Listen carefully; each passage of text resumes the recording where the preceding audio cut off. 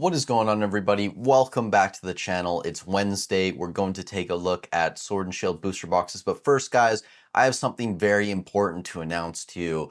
I am going all in on Disney Lorcana. I'm actually selling all of my Pokemon investments, and I'm probably going to be buying like at least 1 million booster boxes of the first chapter, and I'm probably going to get at least 500,000 booster boxes of Fable, just because, guys, I think Lorcana is just on a different level at this point compared to Pokemon. I mean, just look at these cards, right? Like, you have the Mickey Mouse. Look at this one. Almost $1,100, guys. Like, this card is so expensive. I just see this and I just think of myself on a yacht with $1 billion in my bank account. Like, Disney Lorcana is the future. I'm absolutely not hyper shilling you right now. I promise, guys. Like, this is just going to be the best investment. I'm telling you right now, put all your money into Disney Lorcana.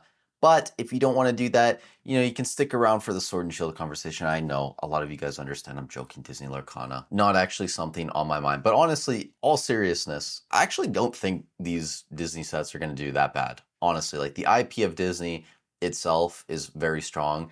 And then when you look at Fabled, some of these cards, these artworks like this Mickey Mouse, I actually really like these cards. I think they're solid. I'm not investing into Lorcana. You guys can let me know in the comments down below if you actually do buy these booster boxes or whatever. But I think some of the artworks of these top cards, and considering that they are fairly rare, they are going to be decently expensive. It wouldn't surprise me if people do fairly decently in Lorcana over the next few years. But I'm sticking with Pokemon and One Piece. That's basically the only other game I currently invest in. I think the One Piece IP is stronger. I think the desirable cards are there, but we just had to meme a little bit to start the video. Sorry about that, guys. If you're only here for the info, we'll get into it right now. Sword and Shield base doing its thing. I mean, basically every single Sword and Shield box was up this week when we look at TCG player value. I think Chilling Reign, when I clocked it earlier today, was actually the same price. It hadn't moved over the past 7 days, but we are starting to see a little bit of a slowdown in the purchasing of a lot of these Sword and Shield booster boxes, which I don't think is a bad thing. They are getting more expensive, so it makes sense that that liquidity is going to come down a little bit. Now, I will say that's not happening for every single box, just the majority of the boxes. Sword and Shield base, it's actually not one of those. I'd say it's still in its fairly normal range in terms of sales volume. Rebel Clash, same sort of deal, still in its normal range, not super, super high, but you're seeing like maybe 3 or 4 sell per week. And these boxes are moving up. I mean, Sword and Shield base, we're pretty much at $600 here on this box. I think there's maybe like 1 or 2 listings below $600, but really nothing worth noting there. Rebel Clash, it's in that like 450, 500 range. Darkness Ablaze, we now have a new $300 booster box on the market up to 303.65. So the set that has absolutely nothing in it outside of that one Charizard that really isn't that expensive anyways, is already up to $300. So this just shows you the strength of the market we're in. Even the worst sets can see over 100% gains year over year. Vivid Voltage, this is a box that has slowed down a little bit in terms of sales volume. I still think this box is going to get to $300 by the end of the year, but it's still not a place I would recommend putting your money. Now, after that, Battle Styles has continued to run up, and it's not stopping, or it hasn't stopped up to this point. We're sitting around $285. The sales volume was a little bit lower this week compared to last week, and it does seem like it's getting to a point where it's probably gonna, level off around this 290-ish range. I don't think we're gonna continue to see this jump up to like $325, $350. I think that's kind of unlikely at this point, but it's had a great run. I mean, over the past month, it's moved from around $205, $206, now getting close to $300. It will probably be $300 plus by the end of the year. I think that's a very conservative claim to make. Chilling Reign, like I said at the beginning of the video, this is the only box that hasn't moved up over the past week. It was level. But again, this is another box I think is going to be above $600 by the end of the year. I think a lot of these alt-arts sets, they're just taking a break right now, and then they will continue moving up. We're going to skip over Evolving Skies and Fusion for now. Just want to have a little bit more in-depth conversation about those at the end. Brilliant Stars, sales volume was down this week. It's still kind of in a range where if it gets to like 560, 575 within a month's time, wouldn't surprise me. If it also continues to slow down and level out around $540, that also wouldn't surprise me. Astral Radiance, this is a box that hasn't really moved at all. It's still around $387, $388. There's still a couple boxes listed on eBay below 400. So Astral Radiance, pretty disappointing at this point. Now, before we go any further and talk about Lost Origin, Silver Tempest, and those other sets, I did want to jump in here and give a shout out to today's video sponsor, the Shiny app. You guys already know, Shiny's a mobile app. It helps you track your Pokemon investments and collection, whether that's English, Japanese, or simplified Chinese.